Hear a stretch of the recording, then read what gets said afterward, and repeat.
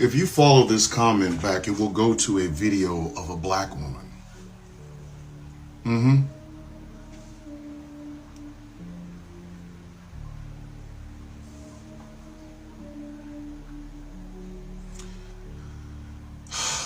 going to show you a picture of her.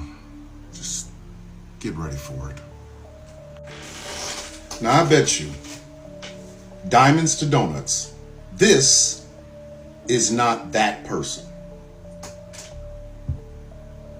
Maybe it is. Maybe I'm wrong for the first, well, one of the first times. Is it making any fucking sense yet?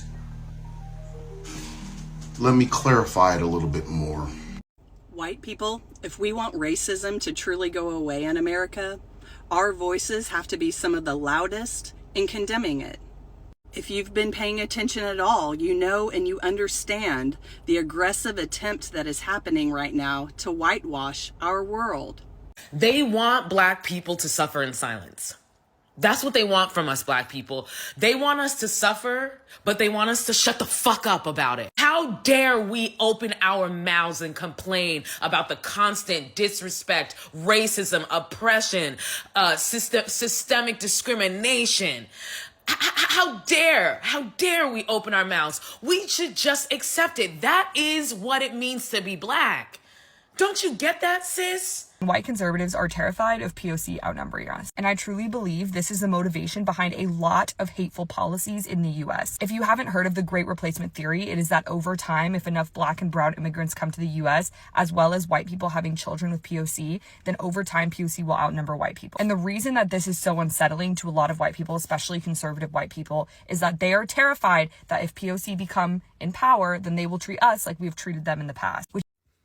In case you're new here, I want to make it very clear where my husband and I stand in all of the chaos that is happening here in the United States. And I'm going to say it one more time. We stand with marginalized people. We stand with black people, Hispanic people, trans people, gay people, Muslim people, anyone who is being villainized in this very moment that you can think of. We stand for them. And I am tired as a white woman not seeing enough white people calling out the bullshit that is happening right now. If you've got black friends, Hispanic friends, trans friends, gay friends, and you are being quiet and you are not calling out other white people when they start saying racist, transphobic, Islamophobic, any kind of horrible remarks, you are equally a part of the problem. Hello lovelies, welcome back to today's episode. Some white people, they are still fed up by their people because what they keep doing, all this harassment, messages here and there, it is something they're saying we are not going to tolerate this behavior from our people. When you see this message, this Karen talking about people getting ready to go on the pickup cotton because Trump is back in the office, they are going to suffer because he's now here. When the black people are silent, why are you uncomfortable? Guys, let's dive in, drop your thought, then we'll come back with more commentaries. I'm going to confess to something, okay? There is no way in fucking hell anybody can walk around thinking I enjoy schooling white people. It is fucking impossible to think that. 53 years of my life, do you think I enjoy having to talk to Caucasian Americans about other Caucasian Americans and Caucasian American shit? Do I look like I'm having a fucking good time doing this? No. I have been accused of hating white people. I've also been accused of being racist to white people, which is part of the fucking problem. It's part of the problem. That part right there. You're being racist to me because I'm white. Have we really gotten to this place in history? Have we? So let me go ahead and say this. Again, I have to because it's weird. Those who are in the know. They know. If you get up every fucking morning to do anti-racism work, not I don't see color, anti-racism work, meaning you are confronting the biases and bigotry that you have been taught, the things that you have carried along, the ideas that you now realize are part of stereotypical thinking. If you were confronting mom and dad and uncles and aunts and brothers and sisters and loved ones, grandma, grandpa, your baby mama, your baby daddy, if you were doing that fucking work, I never have to tell you, hey, I ain't talking about you, because you already know. But I'm going to give you a little secret. Something all those bearded white men that swear I hate white people will never fucking tell you. They will never tell you this. I have a reason to. If I did, I'd have a fucking reason, because I'm going to tell you something. If you are truly doing anti-racism work, please understand something. You are one of six. One of six. Now, what do I mean by that? It's really simple.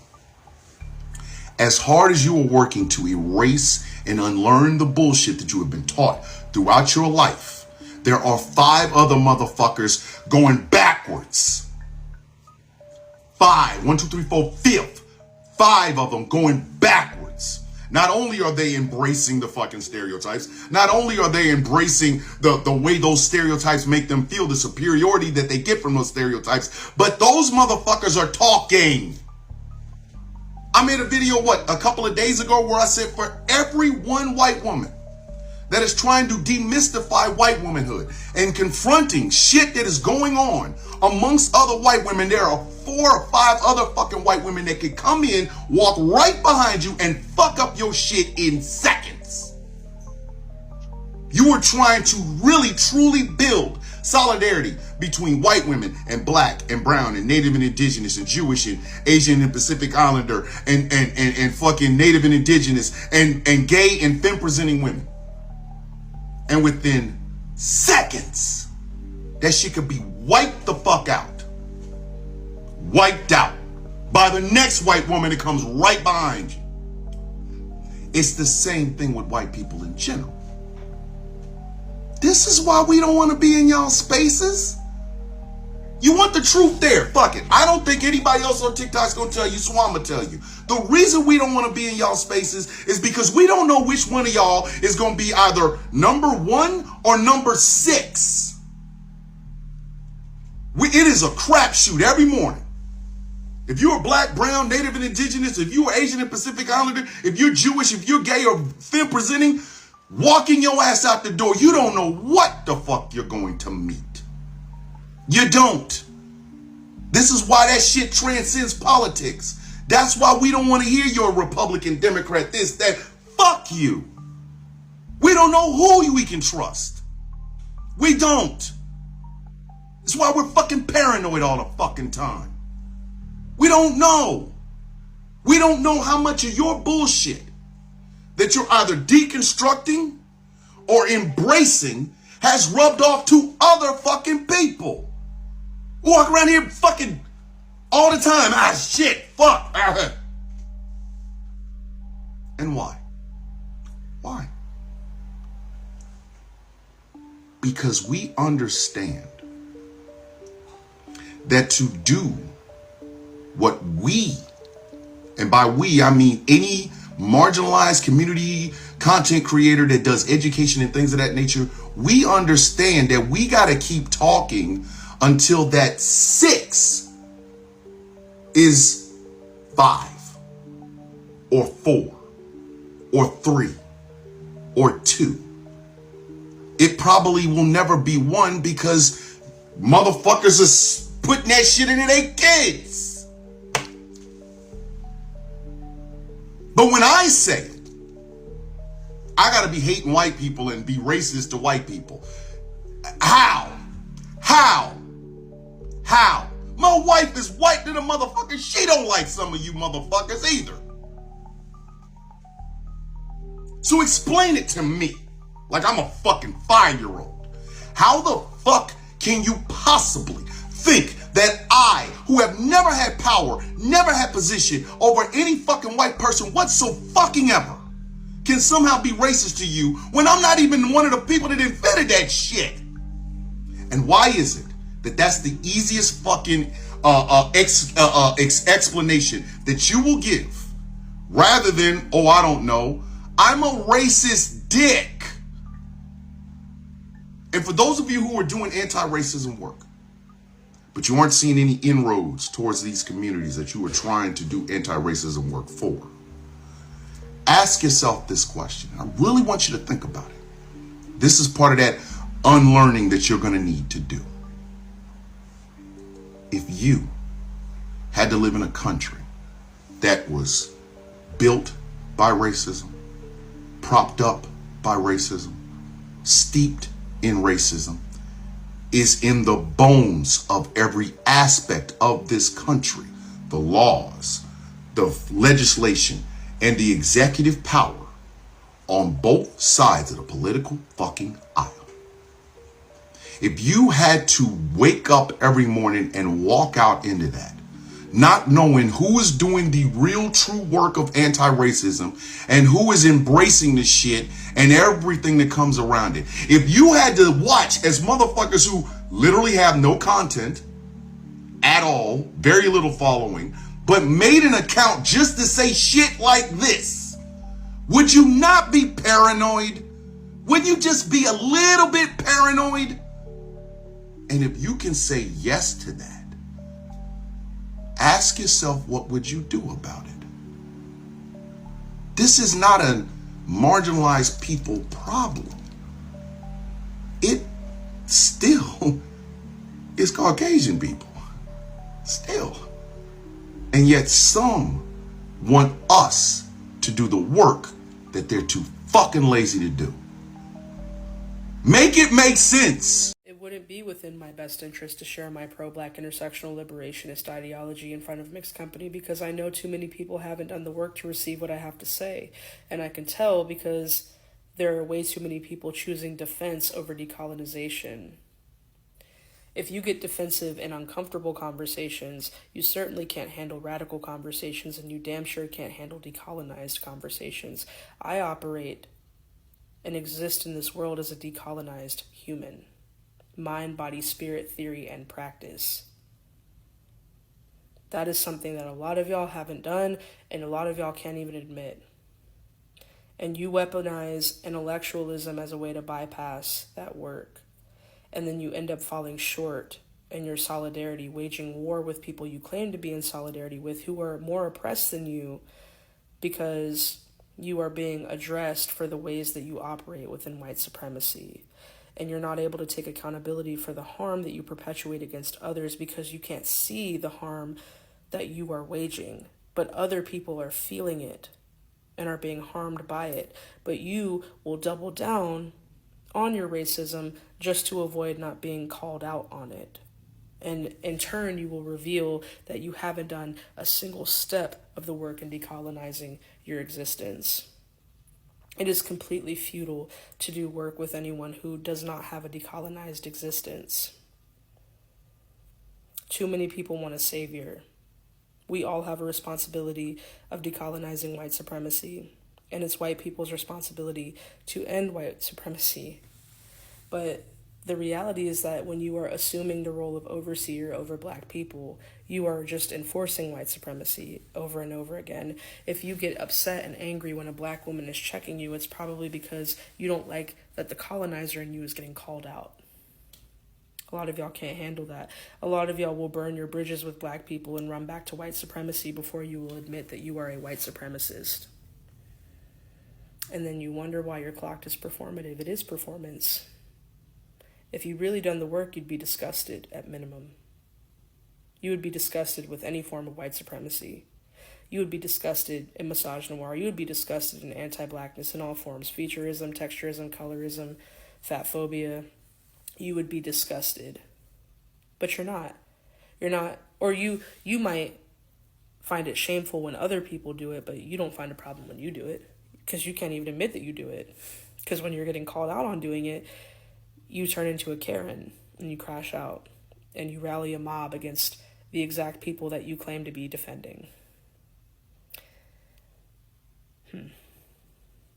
Hi, I'm Kylie, and white conservatives are terrified of POC outnumbering us. And I truly believe this is the motivation behind a lot of hateful policies in the US. If you haven't heard of the Great Replacement Theory, it is that over time, if enough black and brown immigrants come to the US, as well as white people having children with POC, then over time, POC will outnumber white people. And the reason that this is so unsettling to a lot of white people, especially conservative white people, is that they are terrified that if POC become in power, then they will treat us like we've treated them in the past, which is obviously not great. It involves subjugation of people, enslavement, assault, violence of basically every kind. And I think that white people can feel the shift happening as they are becoming more and more outnumbered. And that is why they are clinging so tightly to power in Congress and with the president right now. And that's why it's so funny when white people deny that racism exists, because if they didn't think racism did exist, they wouldn't be scared of being outnumbered. But they understand the ways that we have treated people of color has been atrocious, and thus they are scared of the tables turning and of being in that position of subjugation.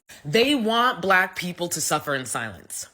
That's what they want from us, black people. They want us to suffer, but they want us to shut the fuck up about it. How dare we open our mouths and complain about the constant disrespect, racism, oppression, systemic discrimination? How dare we open our mouths? We should just accept it. That is what it means to be black. Don't you get that, sis? Don't you get that, king? Don't you get that, sibling? For my non-binary black people out there, I love you. We are supposed to take it silently, endure it. Take the disrespect, take the racism, take the N-words, take all of it. And then show up with a smile on our face and put our bodies on the line to protect those people who are calling us N-words, to protect those people who are discriminating against us, to protect those people who are oppressing us and redlining us and preventing us from achieving the goals that we seek to achieve, although we still always do because we're them bitches. Me, a black woman, made a post talking to other black women about how frustrated I am about having to see the nonsense going on in Los Angeles that was so clearly avoidable. And I have non-black people in my comments telling me, can you stop talking about this? Someone had the nerve to tell me that I'm rubbing it in their face. What the fuck do you mean I'm rubbing it in your face? Having a conversation between me and fellow black women about how I feel and about how we feel. And we're rubbing our experience in your face. It's because you want us to shut the fuck up. That's what it is. Yes, you know that we're right. Yes, you know that you were wrong. But can us Negroes just shut the fuck up about it? That is the energy. That is the energy because they want us to suffer in silence. That's why they got so mad about black people going back to Starbucks, because we were supposed to do our Negro duties, and we were supposed to shut the fuck up and suffer in silence. How dare we give them their same energy back? How dare we? How dare we not be the bigger person? Because as usual, us Negroes always have to be the bigger person. Y'all don't get to be so wrong that you destroy the fucking planet and don't have to hear about it. You gonna hear about this shit. Our big fat black lips are gonna be jabbering, bitches. Get used to it, because it's about fucking time y'all start hearing about yourselves. Black people, they tell you to be quiet, talk louder. Hi there. If you don't know me, my name's Dave, and my page is dedicated to walking alongside other white folks as we go through our healing journey from racism. I've been on this healing journey for about 16 years myself, and I see it as a gift to be able to journey with other white folks as we uncover and heal from whiteness within us and within our community. I saw your comment on Royal Star's page, and I thought this might be something I could contribute to. When I realized I was white, and this is something I've talked about a few times on my channel, I was 26 years old, and it hurt. It hurt me to understand what it meant that I was white. And I don't mean to kind of know the history of oppression in this country. Most of us are pretty clear about that. But to feel on a visceral level what whiteness had done to and through me, knowing that my body meant that I was seen as a threat to Black and brown indigenous people of color. And wherever I had been or would go meant that I wasn't just Dave showing up in a room, but a white, cisgendered, heterosexual man that represented harm to Black and brown indigenous people of color. It's painful when you learn that your identity, the way people see and experience you, is not only something you don't get to choose, but is something that brings about a trauma response within people that you'd like to be in relationship with. Because whiteness is not just the color of our skin, it's something that we embody and live out. Having to reckon with what it means to have your humanity stripped from you and to be seen as an oppressor hurts. It should hurt. And that is precisely where we can be vulnerable and allow our healing journey to begin, or we can remain headstrong and defend ourselves. The choice that we get to make is not about whether or not it hurts, but about what we do with that pain.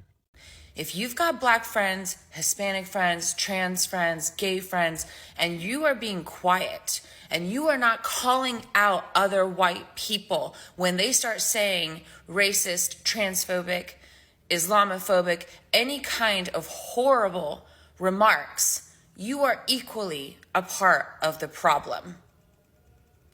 We do not need to let other people be comfortable in their hatred anymore. It is our job as any progressive white person to stand up and call out bullshit when we hear it, and to make these people feel uncomfortable enough to go back into hiding or to second guess the things that they are supporting, doing, and saying. And no, we do not have to be close to these people, stay friends with these people, have relationships with these people if they are continuously saying things that hurt marginalized people. I have seen too many white people, the minute their Black friends aren't around, feel comfortable enough to sit there and listen to some bullshit that their friend might have to say that is racist and not stand up for their Black friend. And then you wonder why Black people don't want to fuck with us anymore. I am no longer going to not say anything to these people and be quiet. There is nothing okay with what is happening right now. And so if you are new to my page and you have started following us, I just want to let you know right here, right now, one more time, because I said it a few weeks ago, that this is where I stand. And if you come on this page and you spew any hate or any bull crap and you start talking about these other people, these marginalized groups, and you have no facts that even back up what you are saying other than Fox News, I will block you. That is it.